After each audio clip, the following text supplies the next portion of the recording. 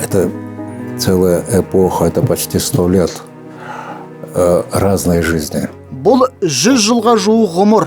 Әкемі жер басып жүрген шағында аштықты да, тоқтықты да көрді. Әрине, көпшілік Әшімов өмір бойы басшы болып жұмыс істеді деп ойлайды. Иә, ол жетекшілік қызмет атқарды. Алайда талай қиындықты, сынақты бастан өткергенін білу қажет. Бұл солтүстік Қазақстан облысының тумасы, көрнекті мемлекет және қоғам қайраткері Бәйкен Әшімов жайлы түсірілген фильмнен үзінді. Қазақ Кеңестік Социалистік Республикасы Министрлер Кеңесінің төрағасы 90 жылдан аса ғұмыр кешті.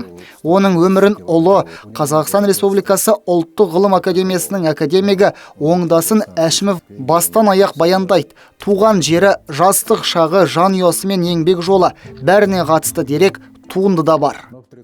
И после его ухода из жизни его почитает народ.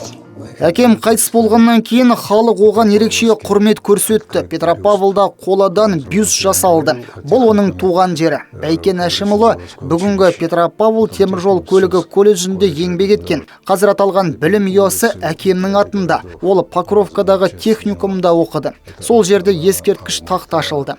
Бір қатар қаладағы көшелер мен ықшам аудандарға және Алматыдағы мешітке әкемнің есімі берілген. Оның еңбегін ел білет, мемлекет жоғары бағалайды. Государством его заслуги перед нашей страной.